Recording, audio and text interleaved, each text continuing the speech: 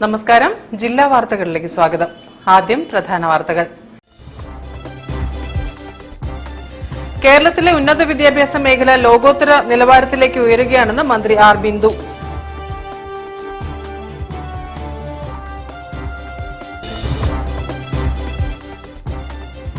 ICU പീഡനക്കേസിലെ ഡോക്ടർക്കെതിരായ പരാതിയിലെ അന്വേഷണ report അതിജീവിതയ്ക്ക് നൽകാൻ നിർദ്ദേശം.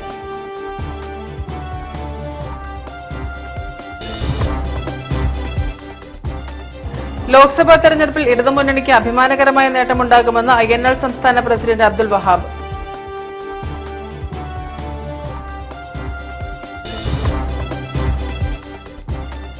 വിനോദസഞ്ചാരികളെ കാട്ടുപോത്ത് ആക്രമിച്ചതിനെ തുടർന്ന് അടച്ചിട്ടിരുന്ന കക്കയം ടൂറിസം സെന്റർ തുറന്ന് പ്രവർത്തനം ആരംഭിച്ചു.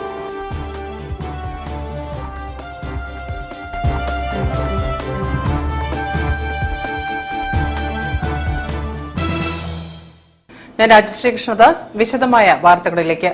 കേരളത്തിലെ ഉന്നത വിദ്യാഭ്യാസ മേഖല ലോകോത്തര നിലവാരത്തിലേക്ക് ഉയരുകയാണെന്ന് മന്ത്രി ആർ ബിന്ദു. ഗവൺമെന്റ് ആർട്സ് കോളേജിന്റെ മെഗാ പൂർവ്വ വിദ്യാർത്ഥി സംഗമം ഉദ്ഘാടനം ചെയ്ത് സംസാരിക്കുകയായിരുന്നു അവർ. Kozhikode government arts and science college വജ്ര ജൂബിലി ആഘോഷങ്ങളുടെ ഭാഗമായി സംഘടിപ്പിച്ച മെഗാ പൂർവ്വ വിദ്യാർത്ഥി സംഗമം 1964 മുതൽ കോളേജിൽ പഠിച്ചിറങ്ങിയ വിദ്യാർത്ഥികളുടെ അപൂർവ ഒത്തുചേരലായി. സംഗമം ഉന്നത വിദ്യാഭ്യാസ മന്ത്രി ഡോക്ടർ ആർ ബിന്ദു ഉദ്ഘാടനം ചെയ്തു.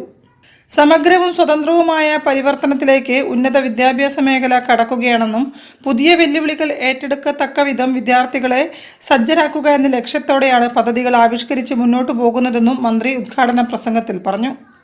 ഈ കലാലയം ഒരു മാസ്റ്റർ പ്ലാൻ വികസിപ്പിച്ചുകൊണ്ട് അതിന്റെ വികസന സാധ്യതകളിലേക്ക് കുതിക്കുവാൻ തയ്യാറാണ് എന്നും അത് ഏറ്റെടുക്കാൻ പൂർവ്വ വിദ്യാർത്ഥികളുടെ നീണ്ട നിര ഇവിടെ ഉണ്ട് എന്നും സൂചിപ്പിച്ചപ്പോൾ അത്യധികമായിട്ടുള്ള ആഹ്ലാദവും അഭിമാനവും ഉണ്ടായി എന്ന് കൂടി നിങ്ങളോട് ഞാൻ അറിയിക്കുകയാണ്. അതുകൊണ്ട് തന്നെ പൂർവ്വ വിദ്യാർത്ഥി സംഗമത്തെ കേവലം ഭൂതകാല കുളിരിൽ അഭിനയിക്കാനുള്ള ഒരു അവസരമായി മാത്രം കാണാതെ ഭാവി തലമുറയ്ക്ക് കൂടി നമ്മുടെ ഈ കലാലയത്തെ, നമ്മളെ നാമാക്കി തീർത്ത ഈ കലാലയത്തെ എങ്ങനെ ഗുണകരമായ വിധത്തിൽ വളർത്തിയെടുക്കാം എന്നുള്ള ഗൗരവപൂർണമായ ആലോചനകളും കൂടി ഈ സംഗമത്തിന്റെ ഭാഗമായിട്ട് നിങ്ങൾ ഉറപ്പാക്കും എന്ന് ഞാൻ പ്രതീക്ഷിക്കുകയാണ്. വജ്ര ജൂബിലി ആഘോഷ committee chairman Ahammed Devarkovil MLA അധ്യക്ഷനായിരുന്നു. Mega alumni meet general convener doctor Prabhakaran PM report അവതരിപ്പിച്ചു. College principal doctor Priya, OSA general secretary Haridasan Palayil തുടങ്ങിയവരും സംസാരിച്ചു. News bureau, Kozhikode. ICU പീഡന കേസിലെ ഡോക്ടർക്കെതിരായ പരാതിയിലെ അന്വേഷണ റിപ്പോർട്ട് അതിജീവിതയ്ക്ക് നൽകാൻ നിർദ്ദേശം. ഉത്തരമേഖല IG സേതുരാമനാണ് കമ്മീഷണറോട് റിപ്പോർട്ട് നൽകാൻ നിർദ്ദേശിച്ചത്. കോഴിക്കോട് മെഡിക്കൽ കോളേജ് ICUവിൽ നേരിട്ട പീഡനത്തെ തുടർന്ന് മൊഴിയെടുത്ത ഡോക്ടർ KV പ്രീതിക്കെതിരെ നൽകിയ പരാതിയിലെ അന്വേഷണ റിപ്പോർട്ടിന്റെ പകർപ്പ് അതിജീവിതയ്ക്ക് നൽകാൻ ഉത്തരമേഖല IG K Sethuraman city police കമ്മീഷണർക്ക് നിർദ്ദേശം നൽകി. റിപ്പോർട്ട് ലഭിക്കുന്നതുവരെ സമരം തുടരുമെന്ന് അതിജീവിത പറഞ്ഞു. റിപ്പോർട്ടിനായി അതിജീവിത വിവരാവകാശ നിയമപ്രകാരം അപേക്ഷ നൽകിയിരുന്നുവെങ്കിലും ലഭിച്ചിരുന്നില്ല.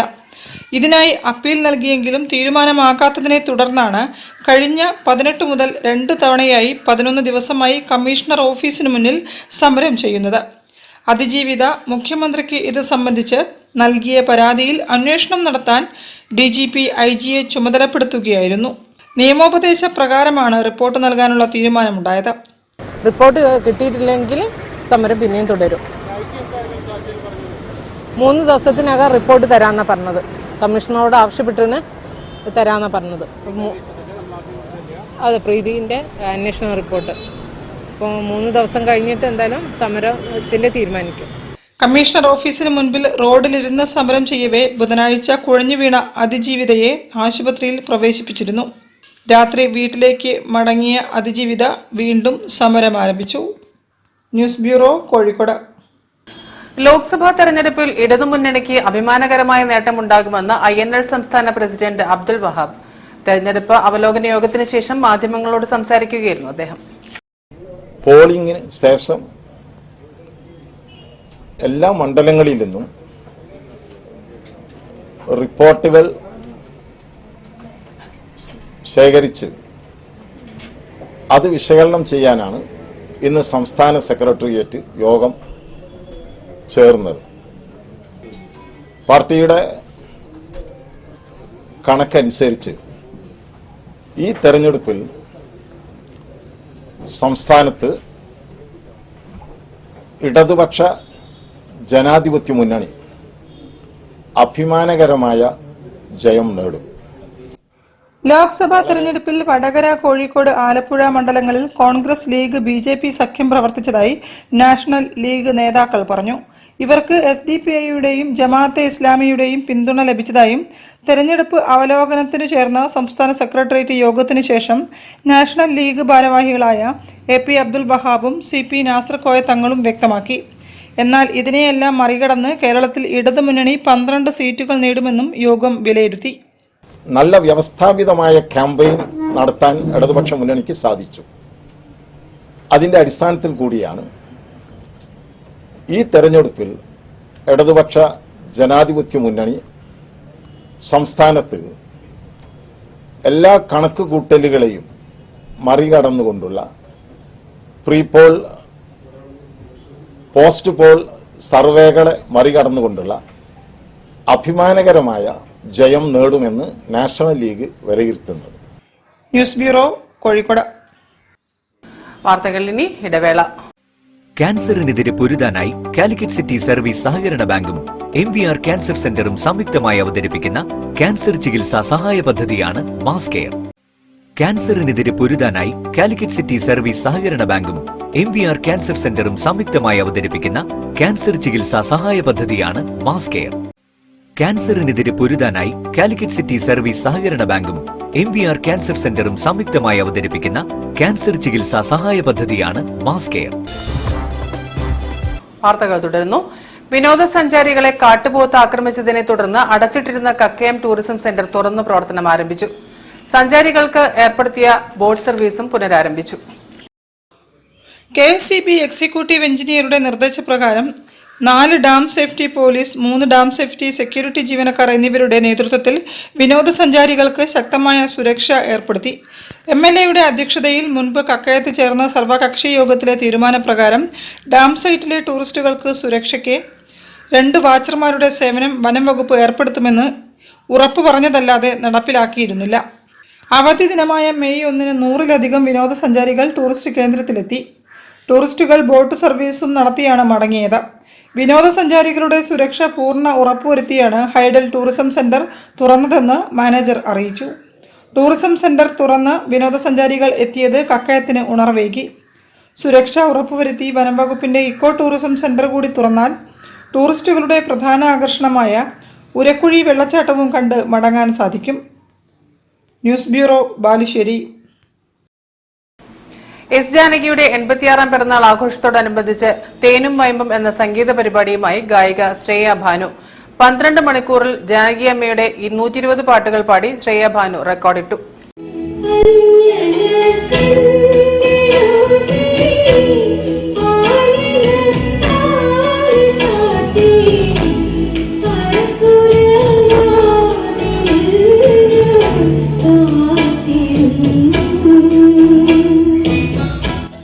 ഗാനഗോകുലം എസ് ജാനകിയുടെ 86ാം പിറന്നാൾ ആഘോഷത്തിന്റെ ഭാഗമായി ഗായിക ശ്രേയ ഭാനു എസ് ജാനകിയുടെ 120 പാട്ടുകൾ കോർത്തിണക്കി 12 മണിക്കൂർ ഗാനങ്ങൾ ആലപിച്ചു റെക്കോർഡിട്ടു.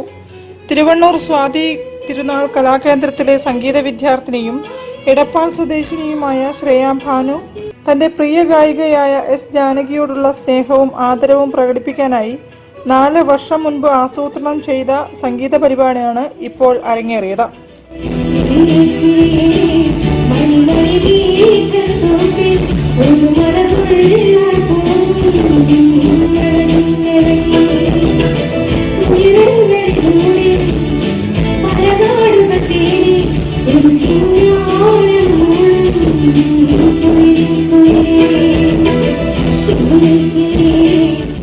മ്യൂസിക് ഇൻസ്ട്രുമെന്റൽ പ്ലേയേഴ്സ് അസോസിയേഷന്റെ നേതൃത്വത്തിലാണ് പരിപാടി നടന്നത്.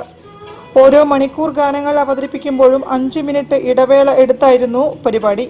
BA സംഗീതം പൂർത്തിയാക്കിയ ഇവർ 2019 6 മണിക്കൂർ തുടർച്ചയായി ഗാനങ്ങൾ ആലപിച്ച് ഇന്ത്യൻ ബുക്ക് ഓഫ് റെക്കോർഡ്സിൽ ഇടം പിടിച്ചിരുന്നു.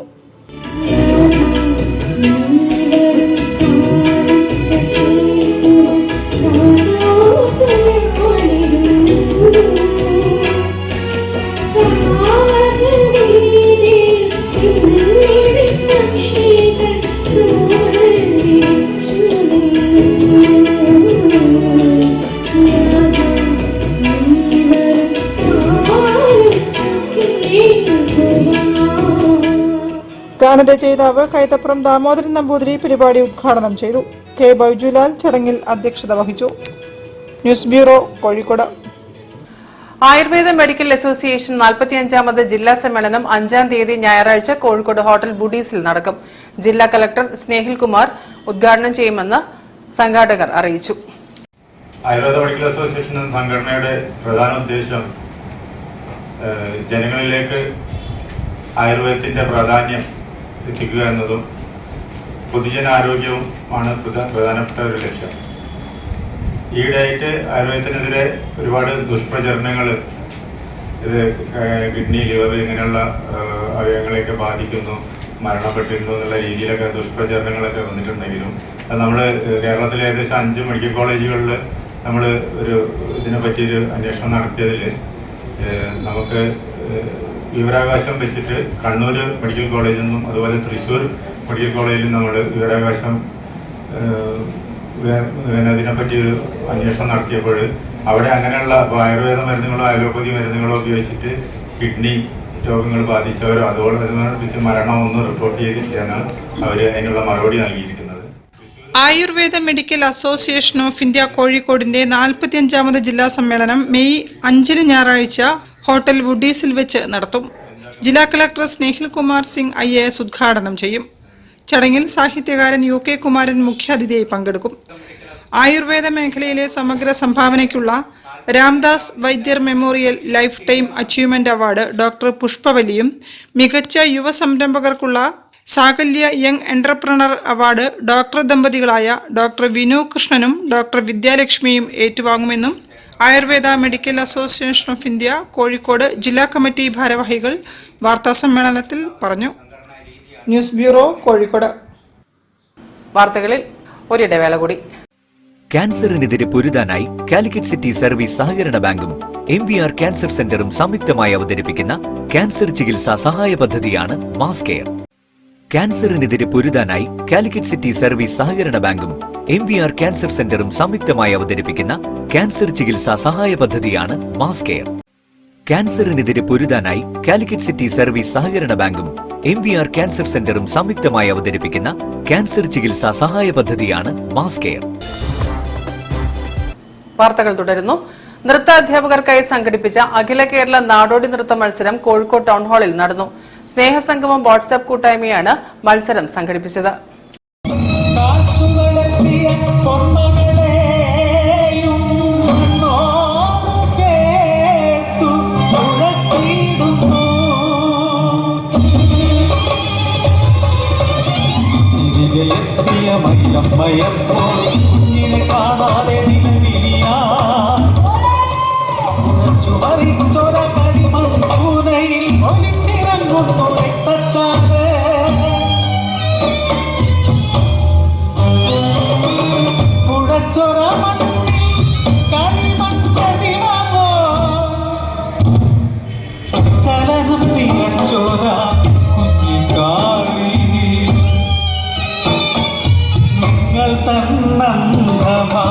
ഭക്തിയിൽ പൊതിഞ്ഞവൻ കുഞ്ഞിന്റെ ജീവനല്ലേ,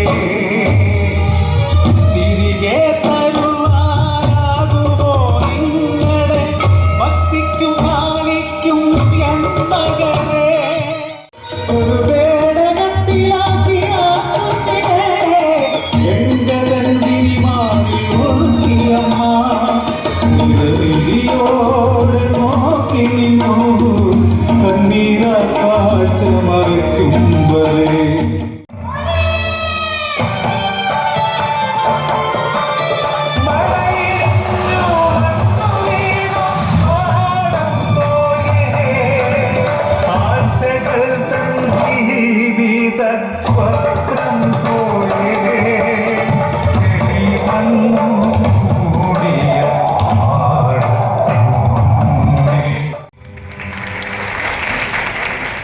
ന്യൂസ് ബ്യൂറോ, കോഴിക്കോട്. ഗാന്ധി ലോകത്തെ മാറ്റിയ വർഷങ്ങൾ എന്ന കൃതിയെ അടിസ്ഥാനമാക്കി പുസ്തകം സംവാദം സംഘടിപ്പിച്ചു. അഡ്വക്കേറ്റ് പി ചാത്തുക്കുട്ടി പുസ്തകാവതരണം നടത്തി. ഗാന്ധി പീസ് ഫൗണ്ടേഷൻ റീഡേഴ്സ് ഫോറമാണ് പുസ്തക സംവാദം നടത്തിയത്. രാമചന്ദ്ര ഗുഹയുടെ ഗാന്ധി ലോകത്തെ മാറ്റിയ വർഷങ്ങൾ എന്ന ഗ്രന്ഥത്തെ അടിസ്ഥാനമാക്കി ഗാന്ധി പീസ് ഫൗണ്ടേഷൻ റീഡേഴ്സ് ഫോറത്തിന്റെ ആഭിമുഖ്യത്തിൽ സംവാദം സംഘടിപ്പിച്ചു. അഡ്വക്കേറ്റ് പി ചാത്തുക്കുട്ടി പുസ്തകാവതരണം നടത്തി. പ്രൊഫഷണൽ എത്തിക്സ് എന്ന് പറയുന്ന മൂല്യങ്ങൾ കാത്തുസൂക്ഷിക്കാത്ത ഒരു പ്രവണത, അത് ആളുകൾ കുറ്റം പറഞ്ഞില്ല, അവരെ രക്ഷിക്കലില്ലായിട്ടാണ് പലരും ചെയ്യുന്നത്. സാധാരണ ഞങ്ങളെ ഈ തൊഴിൽ എന്ന് പറയുന്നത് ഒരു അരിസ്റ്റോക്രാറ്റിക് വിഭാഗം ഏർപ്പെട്ടിരുന്ന തൊഴിലാണ്. അധ്വാനിച്ചു കൊണ്ടുവന്ന് കുടുംബം പുലർത്തുന്ന ആളുകൾ ഏർപ്പെട്ടിരുന്ന തൊഴിലായിരുന്നില്ല. പക്ഷെ ഇന്ന് അങ്ങനെയല്ല. നമ്മൾ ഇവിടെ വിലയിരുത്തുന്ന മഹാത്മത്തിൽ പോലും ഇംഗ്ലണ്ടിൽ പോയി പഠിച്ചു വരാൻ, വാങ്ങിയിട്ടാണെങ്കിൽ ഇംഗ്ലണ്ടിൽ പോയി പഠിച്ചു വരാനുള്ള ചുറ്റുപാടുണ്ടായിരുന്ന ആളാണ്. Gandhi peace foundation vice president T Balakrishnan അധ്യക്ഷനായിരുന്നു. കുറച്ചെങ്കിലും യുവാക്കൾ പുസ്തകങ്ങളിലേക്ക് അടുപ്പിക്കാനും അതുവരെ മനസ്സിലാക്കിയിട്ടില്ലാത്ത കാര്യങ്ങൾ മനസ്സിലാക്കാനും അവരെ പ്രേരിപ്പിക്കാനും അതിന് നമ്മുടെ ഇന്നത്തെ സമൂഹത്തിൽ പോലും വളരെ പ്രധാനപ്പെട്ടതാണ്. സമൂഹത്തിൽ പോലും സന്ദർഭങ്ങളുണ്ട് എന്ന് ബോധ്യപ്പെടുത്താനുള്ള ശ്രമത്തിൻ്റെ ഭാഗമായി താങ്കൾ പറഞ്ഞതുപോലെ 5 വർഷമായി കോഴിക്കോട് എന്നുള്ള ആരംഭിച്ചതിന് ശേഷം അതുവരെ ഉണ്ടായിരുന്നതിൽ കൂടുതലായി പുസ്തക ചർച്ചകൾ നമ്മുടെ നഗരത്തിൽ നടക്കുന്നുണ്ട്. Gandhi peace foundation secretary U Ramachandran, M Raghunath, V Manoj Kumar, P Unnikrishnan, V M Mathew, P Gaurishankar, P Sivanandan എന്നിവർ സംസാരിച്ചു. News bureau, Kozhikode. തളി ബ്രാഹ്മണ സമൂഹ മഠത്തിൽ നടന്നുവന്ന കോഴിക്കോട് ഭജനോത്സവത്തിന് സമാപനം.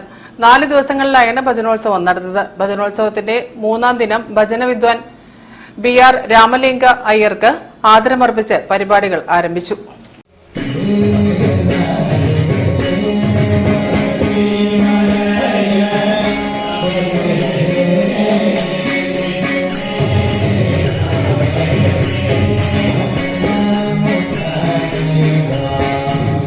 കോഴിക്കോട് തളി ബ്രാഹ്മണ സമൂഹ മഠത്തിൽ കഴിഞ്ഞ 3 ദിവസങ്ങളിലായി നടന്നുവന്ന കോഴിക്കോട് ഭജനോത്സവം സമാപിച്ചു. ഭജനോത്സവത്തിന്റെ 4-ാം ദിവസം ഉഞ്ചവൃത്തി ഭജനയോടെയാണ് ചടങ്ങുകൾ ആരംഭിച്ചത്. തുടർന്ന് ശ്രീ സീതാരാമ കല്യാണ ഭജനോത്സവം നടന്നു. ബ്രഹ്മശ്രീ മുംബൈ സുന്ദർരാമ ഭാഗവതരുടെ കാർമ്മികത്വത്തിലാണ് സീതാരാമ കല്യാണ മഹോത്സവം, പവലിമ്പ് എന്നിവ നടന്നത്. കോഴിക്കോട് ദേവരാഗം മ്യൂസിക് ട്രൂപ്പിന്റെ ഭക്തി ഗാനമേളയും അരങ്ങേറി.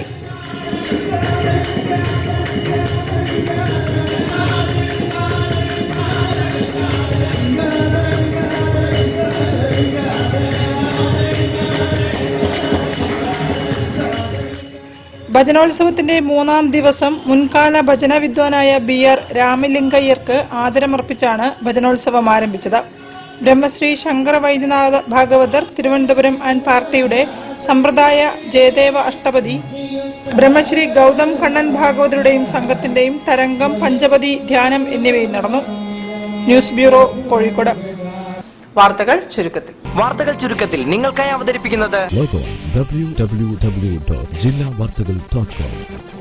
ഉസ്താദ് CMM ഗുരുക്കളുടെ 20ാമത് അനുസ്മരണ ദിനത്തിൽ ബിഷപ്പ് പ്രതിഭ അവാർഡ്, ആയോധന പ്രതിഭ അവാർഡ്, വിദ്യാപ്രതിഭ അവാർഡ്, കളരി വിദ്യാർത്ഥി പ്രതിഭ അവാർഡ്, ഷാഫി ദവാഖാന സ്റ്റാഫിനുള്ള അവാർഡ് എന്നിവ സമർപ്പിക്കും. പരിപാടിയുടെ ഉദ്ഘാടനം മേയർ ഡോക്ടർ ബീന ഫിലിപ്പ് നിർവഹിക്കും. ഡോക്ടർ MK മുനീർ MLA മുഖ്യാതിഥിയായി പങ്കെടുത്ത് ബിഷപ്പ് പ്രതിഭ അവാർഡും ആയോധന പ്രതിഭ അവാർഡും സമർപ്പിക്കും. Kerala sports council president U Sharafali, ജില്ലാ sports council president O Rajagopal, Chandrika editor Kamal Baradur തുടങ്ങിയവർ മറ്റ് അവാർഡുകളും സമ്മാനിക്കുമെന്ന് Shafi Dawakhana chairman and chief physician doctor Zaheer Ali, judging committee chairman doctor Manoj Kalur, Shafi Dawakhana general manager A Moosa Haji, AHMA ജില്ലാ പ്രസിഡന്റ് PC മനോജ് കുമാർ തുടങ്ങിയവർ അറിയിച്ചു. ജില്ലയിലെ ആദ്യത്തെ രാജ്യാന്തര മഡ് ഗ്രൗണ്ടാണ് അത്തോളി വേളൂർ വെസ്റ്റിൽ പണിതത്. പ്രവാസി സംരംഭകരുടെ കൂട്ടായ്മയിൽ ഒരുങ്ങിയ മഡ് ഗ്രൗണ്ടിന്റെ ഉദ്ഘാടനം നാട് ഉത്സവമാക്കി. MJ സ്ക്വയർ മഡ് ഗ്രൗണ്ട് പ്രശസ്ത ഫുട്ബോൾ താരം VP സുഹൈർ ഉദ്ഘാടനം ചെയ്തു. പ്രദർശന മത്സരത്തിന് തയ്യാറെടുത്ത കുട്ടികളുമായി കിക്ക് ഓഫ് ചെയ്താണ് ഉദ്ഘാടനം നിർവഹിച്ചത്. മുഖ്യാതിഥിയായി എത്തിയ സോഷ്യൽ മീഡിയ താരം സൽമാനും കാഴ്ചക്കാരിൽ ആവേശമായി. ഗ്രാമപഞ്ചായത്ത് പ്രസിഡന്റ് ബിന്ദുരാജൻ ചടങ്ങിൽ അധ്യക്ഷത വഹിച്ചു. പരിപാടിയിൽ കായിക രംഗത്ത് പ്രതിഭ തെളിയിച്ച ഫുട്ബോൾ താരം K മുരളീധരൻ, വോളിബോൾ താരം KV Kumaran, kick boxer Pranav Velur എന്നിവരെ ആദരിച്ചു. PT ഹമീദ്, അനൂപ് വേളൂർ, ജലീൽ പാടത്തിൽ, ജയചന്ദ്രൻ, ശ്രീലക്ഷ്മി, ജയ്സൽ കമ്മോട്ടിൽ തുടങ്ങിയവരും സന്നിഹിതരായി.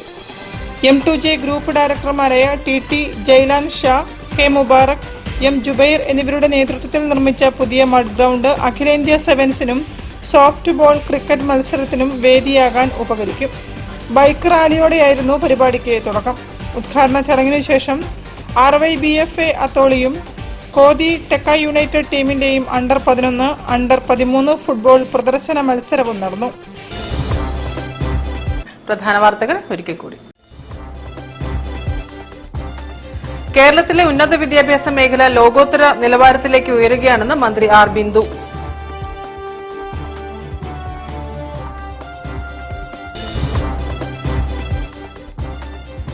ICU പീഡനക്കേസിലെ ഡോക്ടർക്കെതിരായ പരാതിയിലെ അന്വേഷണ റിപ്പോർട്ട് അതിജീവിതയ്ക്ക് നൽകാൻ നിർദ്ദേശം.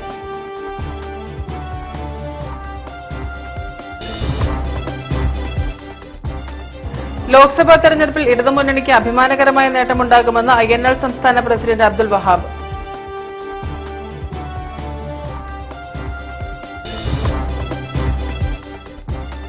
വിനോദസഞ്ചാരികളെ കാട്ടുപോത്ത് ആക്രമിച്ചതിനെ തുടർന്ന് അടച്ചിട്ടിരുന്ന കക്കയം ടൂറിസം സെന്റർ തുറന്ന് പ്രവർത്തനം ആരംഭിച്ചു.